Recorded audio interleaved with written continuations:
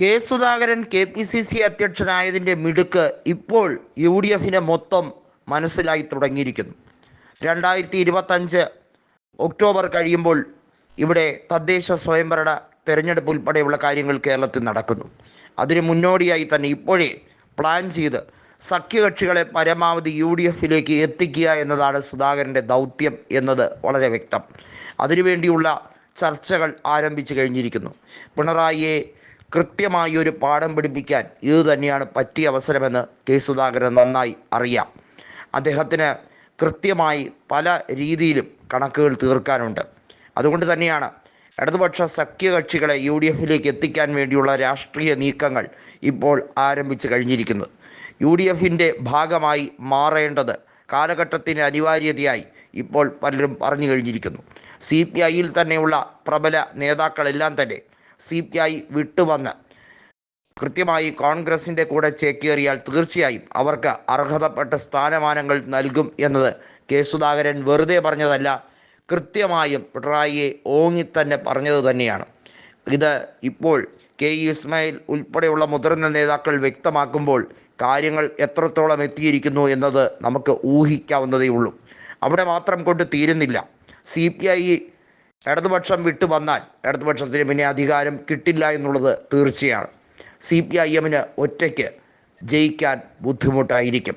CPIഎമ്മിൻ്റെ ഇപ്പോഴത്തെ സംവിധാനം വെച്ച് ലോക്സഭയിലെ പ്രകടനം വെച്ച് അവർക്ക് അടുത്ത തവണ പ്രതിപക്ഷ സ്ഥാനം തന്നെ കിട്ടുമോ എന്നുള്ള കാര്യത്തിൽ സംശയമാണ്. BJPയുമായി ചേർന്ന് ഡീൽ നടത്തി ഒടുവിൽ പ്രതിപക്ഷ സ്ഥാനം കൂടി കൊണ്ട് കളയുമോ എന്നുള്ളത് നമുക്ക് കാത്തിരുന്ന് കാണേണ്ട വിഷയമാണ്. തൃശ്ശൂരിലും തിരുവനന്തപുരത്തും BJPക്കാർക്ക് വേണ്ടി CPIഎം നടത്തിയ ഡീൽ പിണറായിക്കും പിണറായിയുടെ കുടുംബത്തിനും സംരക്ഷണം ഒരുക്കാൻ വേണ്ടി തന്നെയാണ് എന്നുള്ളതിന് യാതൊരു തർക്കവുമില്ല. ഇവിടെയാണ് കെ സുധാകരൻ്റെ മിടുക്ക് കൂടുതൽ പ്രൗഢോജ്വലമായി മാറുന്നത്. KPCCയുടെ അധ്യക്ഷൻ മാത്രമല്ല UDFിൻ്റെ തന്നെ അമരക്കാരനായി മാറിക്കഴിഞ്ഞിരിക്കുകയാണ് സുധാകരൻ. എങ്ങനെ മുന്നണി സംവിധാനം കെട്ടുറപ്പോടുകൂടി മുന്നോട്ട് കൊണ്ടുപോകാൻ വേണ്ടിയുള്ള തീവ്രമായ നീക്കങ്ങൾ ആരംഭിച്ചു കഴിഞ്ഞിരിക്കുന്നു. നമുക്കറിയാം, ഇടതുപക്ഷ കൺവീനർ എന്ന സ്ഥാനം ഇപ്പോൾ EP ജയരാജനിൽ നിന്നും TP രാമകൃഷ്ണനാണ് നേടിയെടുത്തിരിക്കുന്നത്. EP ജയരാജൻ BJPയുമായി ബന്ധപ്പെട്ട് നടത്തിയ ഡീൽ ഉൾപ്പെടെയുള്ള കാര്യങ്ങളിൽ പുറത്തായ വ്യക്തി തന്നെയാണെന്നുള്ളതിൽ യാതൊരു സംശയവുമില്ല.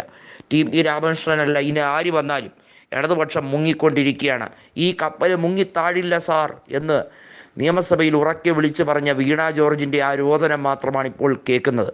ഈ കപ്പൽ ആടി ഉലയുന്നുണ്ട്. കപ്പിത്താൻ എങ്ങനെയും കയ്യിൽ കിട്ടിയതും വാരിപ്പറക്കി നാടുവിടാനുള്ള നെട്ടോട്ടത്തിലാണ്. കപ്പിത്താൻ്റെ ഇപ്പോഴത്തെ ഏറ്റവും വലിയ തീവെട്ടിക്കൊള്ളയാണ് എസ്റ്റിമേറ്റ് എന്ന് പറഞ്ഞ പ്രഹസനവുമായി വന്നത് എന്നുള്ളത് കെ സുധാകരൻ പറഞ്ഞ കാര്യമാണ്. കേരളത്തിൽ ഇന്നേ വരെ ഇത്രയും ജനദ്രോഹപരമായ നടപടി ചെയ്ത ഒരു ഇടതുപക്ഷ മുഖ്യമന്ത്രി ഉണ്ടോ എന്നാണ് കെ സുധാകരൻ ചോദിക്കുന്നത്. ഇടതുപക്ഷത്തിന് പല മുഖ്യമന്ത്രിമാരും ഉണ്ടായിട്ടുണ്ട്. പക്ഷേ അവരാരും കാണിക്കാത്ത രീതിയിലുള്ള നെറികേട് പിണറായി വിജയൻ കാണിക്കുന്നുണ്ട്. അതുകൊണ്ട് തന്നെയാണ് ജനങ്ങൾക്ക് ഇനിയൊരവസരം കിട്ടിയാൽ ജനങ്ങൾ മറിച്ചൊന്ന് ചിന്തിക്കില്ല എന്ന് അദ്ദേഹം കൃത്യമായും പറയുന്നത്.